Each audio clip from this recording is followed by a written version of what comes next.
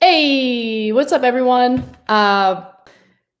This is fun. This is my second day in a row doing this live stream with you guys, and I'm here for it. I'm really excited. I really enjoyed it yesterday, and you guys asked really great questions. So I highly recommend asking more of those awesome questions, super chat questions during the stream. I'm gonna make more of a habit to do just a quick pre-show for you guys, quick pre-show stream to answer your questions and have a little more of an opportunity to get to all of the questions that you guys usually ask during the live show, but we have some more time constraints in that situation.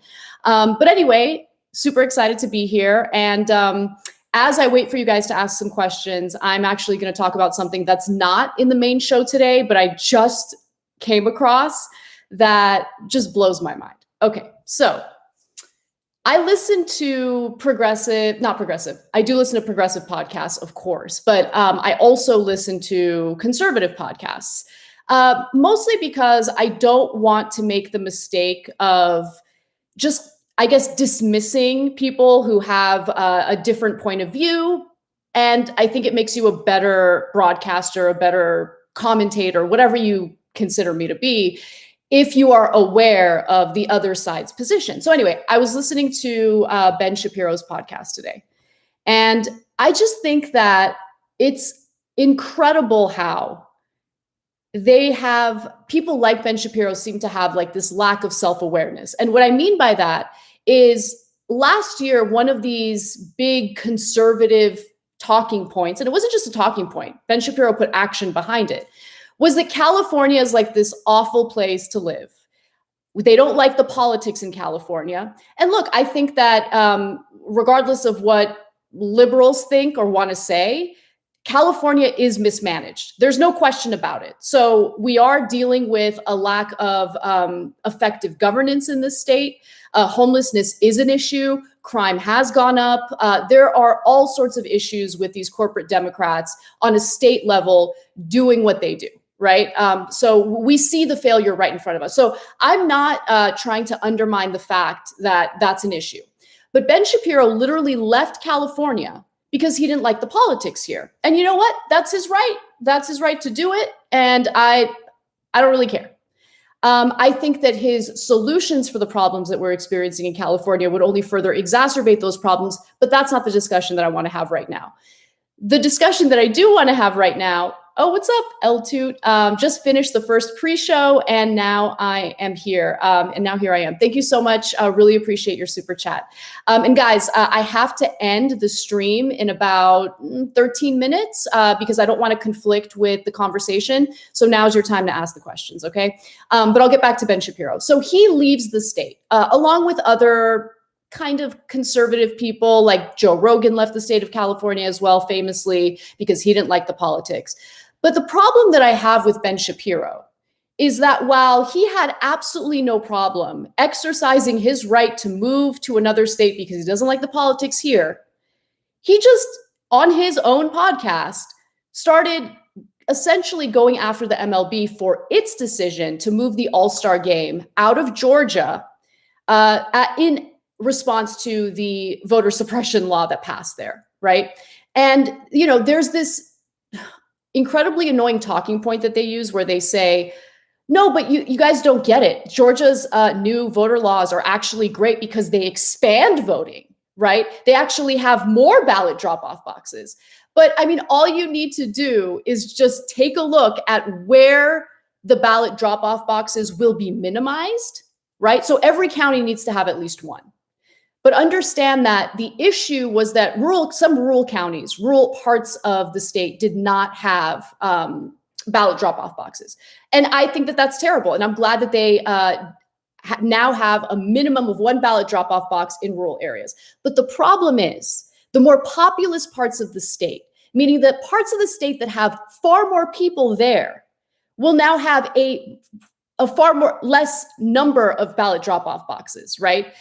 They shortened the number of days you can turn in your absentee ballot. I mean, they went out of their way to make voting a lot more of a lot more obstacles in the way of voting in areas that are more populous. And look, by nature, if we're talking about populous areas of the state, we're talking about, areas that are far more diverse, which is how that negatively impacts voters who are Black, people of color. You guys get the point.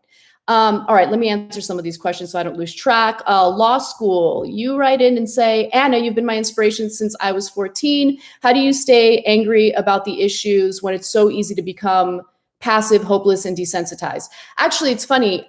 I think that being overly, I think my problem was that I was always angry, and that was not healthy. So I've gotten a little better about just allowing myself to process things patiently. And that took a lot of work. It took a lot of work outside of my job to kind of train my mind to not be so reactive and not so angry and think about solutions, or think about, just dismantling an argument without getting up in arms. Now, that doesn't mean I'm not passionate about the issues we talk about. Obviously, I am.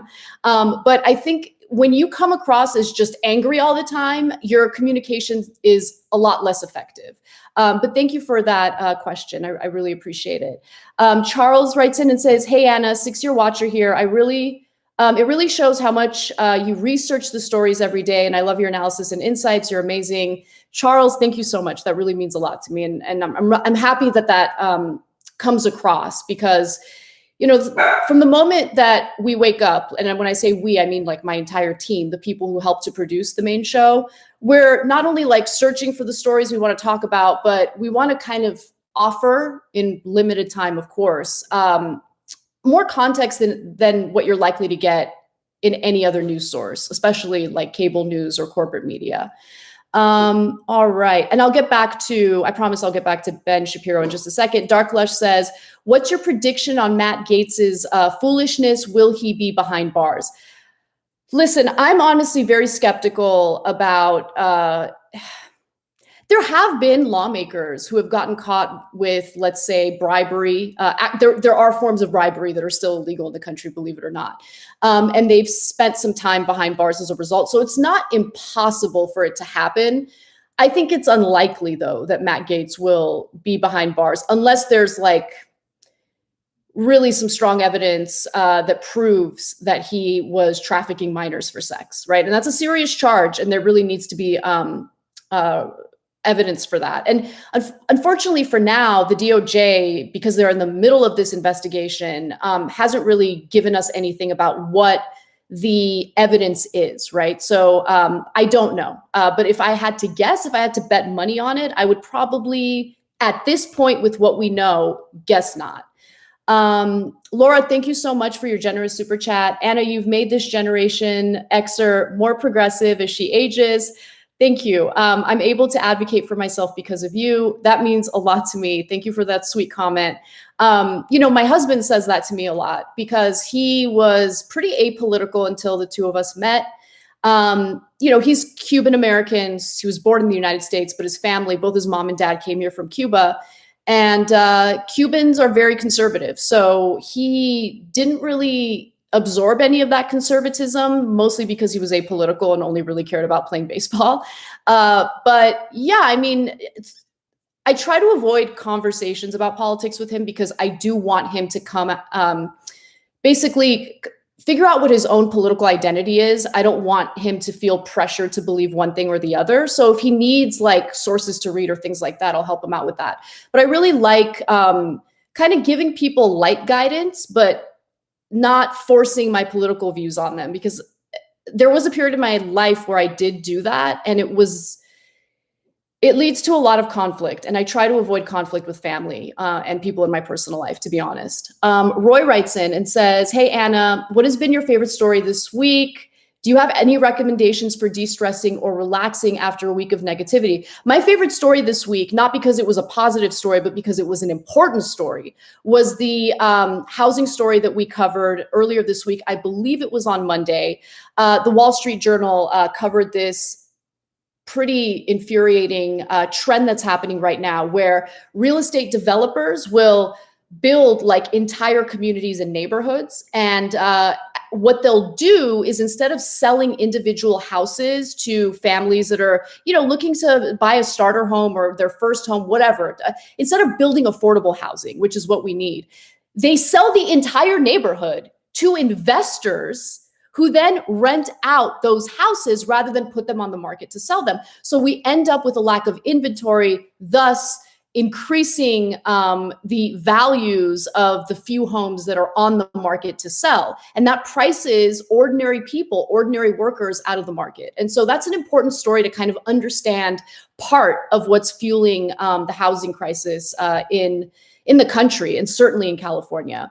All right, I don't want to miss you guys. What's the best Cuban coffee? Very important questions. Bustelo. We like Bustelo if we're going to make Cuban coffee specifically. So that's my personal fave. All right, let's see. Raylan Smith, thanks for the extra material. You've been so solid at TYT. It's nice to see you get a little time to talk about what you want to. Thank you. I appreciate that. It's fun. I like connecting with you guys, and it's nice to not have that pressure of having to go to a hard break. Pershing says, I've really enjoyed TYT to get away from the mainstream national news. How does TYT think they can set apart from others and report on meaningful topics such as CBS Public Eye on the 90s? Huh, that's interesting. I haven't seen that CBS Public Eye thing that you're referencing there.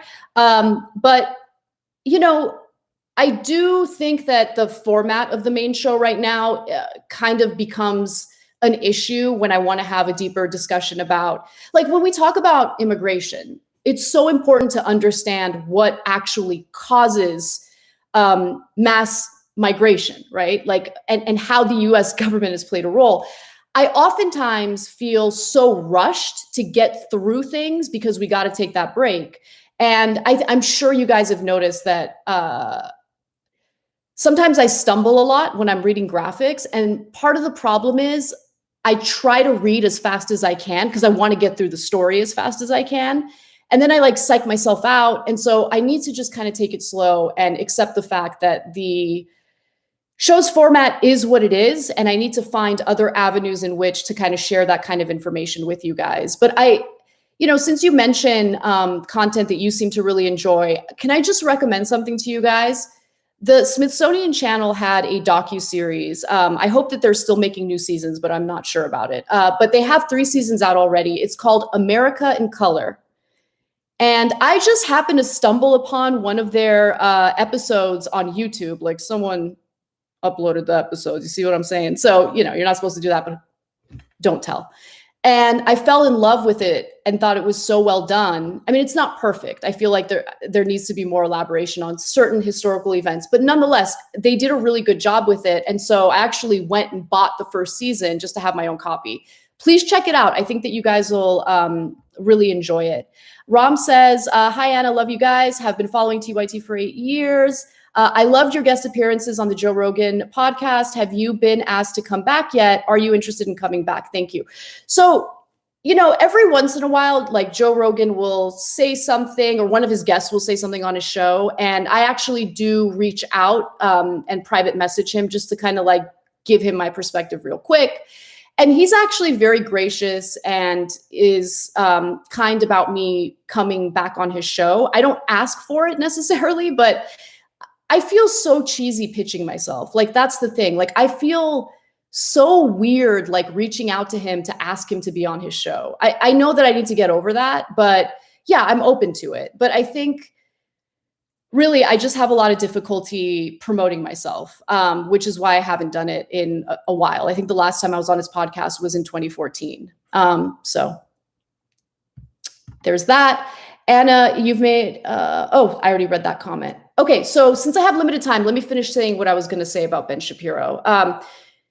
So the thing with Ben Shapiro is, listen, if you think that people should be able to move out of a state or boycott something because they don't agree with the politics, great, awesome.